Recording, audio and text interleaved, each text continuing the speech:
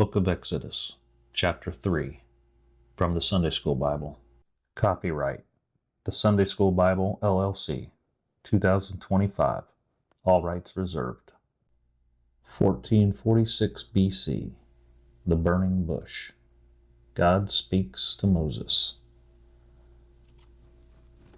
Moses kept the flock for his father-in-law, Reuel number 2, Jethro, who was the priest of Midian. Note, Exodus 3:1 refers to Moses' father-in-law as Jethro. However, Exodus 2:16 refers to him as Reuel number 2. Therefore, the SSB will use the name Reuel number 2, Jethro, when referring to Moses' father-in-law in future verses to ensure there is no confusion. End of note. Moses led the flock to the backside of the desert and came to Horeb, the mountain of God. The angel of the Lord appeared to Moses in a flame of fire out of the middle of a bush. Moses looked, and the bush burned with fire, but the bush was not consumed. Moses said to himself, "I will now turn aside to see this great sight, why the bush hasn't burned up." When the Lord saw that Moses had turned to see the bush, God called Moses out of the middle of the bush and said, "Moses, Moses." Moses said to God, "Here I am." God said to Moses, "Do not come any closer. Remove your sandals from your feet. Where you stand is holy ground. I am the God of your father, the God of Abraham, the God of Isaac, and the God of Israel Jacob." Moses hid his face because he was afraid to look at God. The Lord said to Moses, "I have seen the affliction of my people in Egypt. I have heard their cry because of their taskmasters. I know their sorrows. I have come down to deliver them out of the hand of the Egyptians.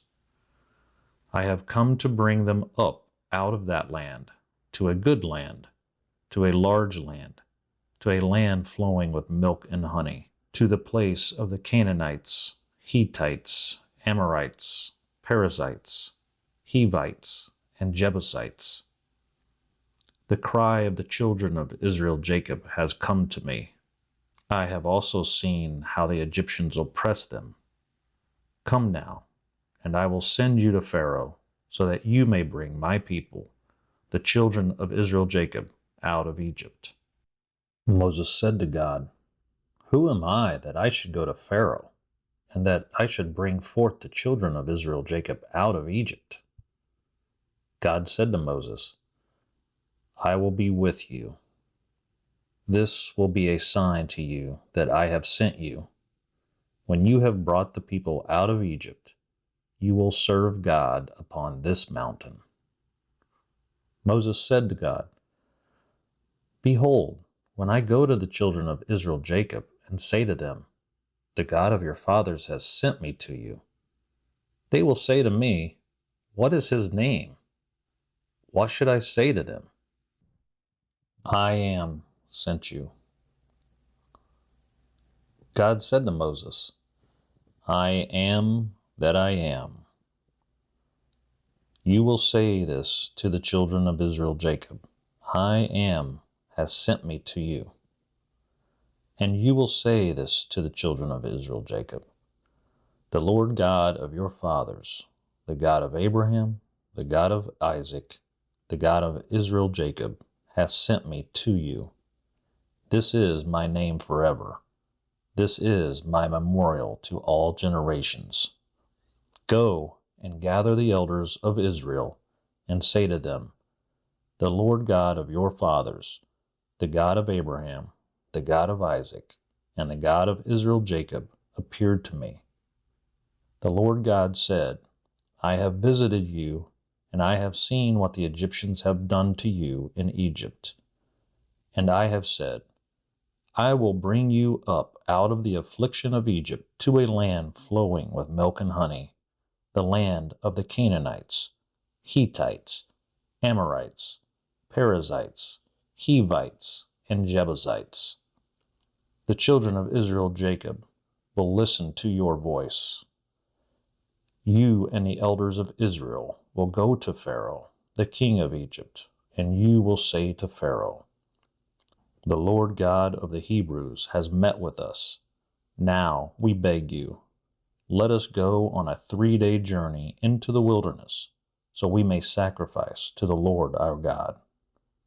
However, I know Pharaoh, the king of Egypt, will not let you go.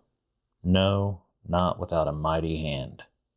So I will stretch out my hand and strike Egypt with all my wonders, which I will do among them. After that, Pharaoh, the king of Egypt, will let you go. I will give the Hebrew people favor in the sight of the Egyptians. It will come to pass that when you go, you will not go empty. Every woman will borrow from her neighbor and those that live in her house jewels of silver, jewels of gold, and fine clothing.